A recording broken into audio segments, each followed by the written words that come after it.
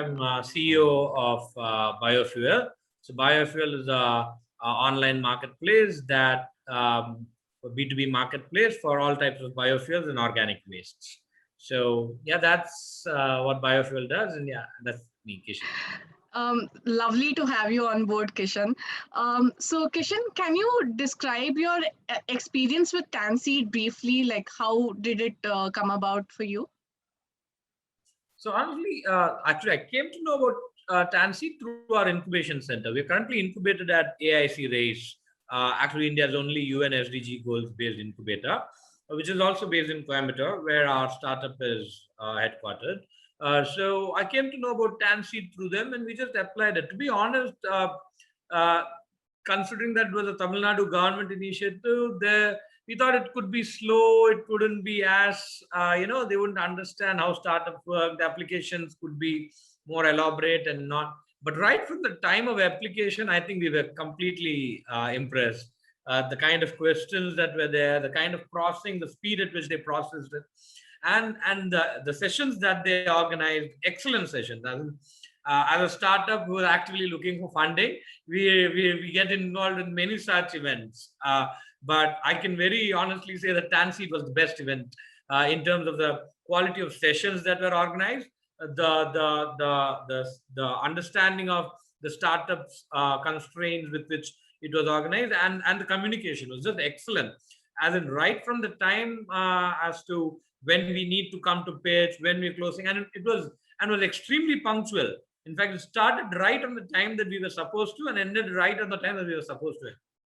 Very, almost none of the events before that or after that could end like that. So that was a great experience, being applying and being selected by Tansi. That's wonderful. So, Kishan, tell us something about biofuel and the problem that you're solving through biofuel. So, okay. So, in short, biofuels is an online B2B marketplace for biofuels and organic wastes. So there's a lot of wastes that we generate, and a lot of these wastes can actually be converted into biofuels.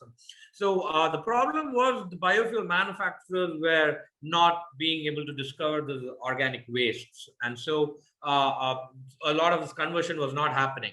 A lot of waste was just being burnt down, and biofuel manufacturers were not getting raw material regularly. In addition to that, fuel consumers like, say, a logistics company or an industry didn't know that these biofuels were existing and they could replace their fossil fuels. So the idea was to create a marketplace, put the consumer in, so that the consumer can easily discover the biofuel manufacturer, and the biofuel manufacturer can easily discover the organic waste supplier, and so that that supply chain is more structured now, and they're able to discover each other and save on their fuel costs and their production costs. So, considering that this again becomes a narrow market that you're approaching, right? So, what were the difficulties that you faced while initially starting up with biofuel? Okay. So, firstly, I don't think the market is narrow. I think there's a tremendous amount of wastes. The waste that we burn down every year alone is 20 to 30 million tons. And we are a huge consumer of fuel. We import close to 250 million tons of fuel every year as a country. So, from the demand side and the supply side, it's huge. But yeah, as a space, it's always been niche. People have not been aware of it. And even as the technology has evolved significantly, so production technologies have evolved significantly, so the efficiencies of biofuels also has improved. So the challenge, I've been into the biofuel sector for more than a decade now, for more than 12 years now. I set up the first biodiesel plant of Tamil Nadu in 2008, and which was one of the earliest biodiesel plants in India. So yeah, I've seen the challenges that this industry has gone through at many phases. Initially being that fuel were subsidized in India, fossil fuels were subsidized in India, and then later the regulation was taken away in 2015. That was a good move. And then the other problem that India always had was on the trading and retailing of fuels. So there was always this confusion: should IOC, BPCL do it, or should private parties and entrepreneurs be allowed to do it? Which also went out in 2018, kind of. And now our retailing of all biofuels also opened in 2019-20. So a lot of these challenges have been taken away by the regulatory framework. But still, as in being in the B2B space in a very niche area, digitization, making people or convincing people to do digital transactions of large value is a challenge, and which is what we are trying to bridge. But I think the COVID has kind of made digitization the norm.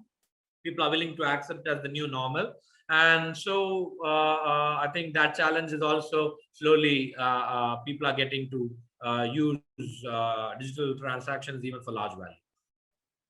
We learn something new every day, I guess. Speaking of learning, Tanseed conducted various boot camps. So what was your learning through these boot camps, and what changed within biofuel after these boot camps? Firstly, I think the deck completely changed, to be honest, because being operational people, and although we have our own technical team and our in-house digital marketing team, I think our slides were good, but there was no story in it. I think that the way we looked at business, the way we needed to present our business to the world completely changed. I think the 3 sessions that were involved, primarily 4 sessions, of which all 4 sessions were tremendously valuable to us. So right from the one in which the story Awala's Rajesh Pandit's session, and then there was this presenters Pradeep session. There was a session by snack experts Arun Murugan, and there was a session on the go-to-market. So I think we completely looked at all of those very differently pre those sessions and post those sessions.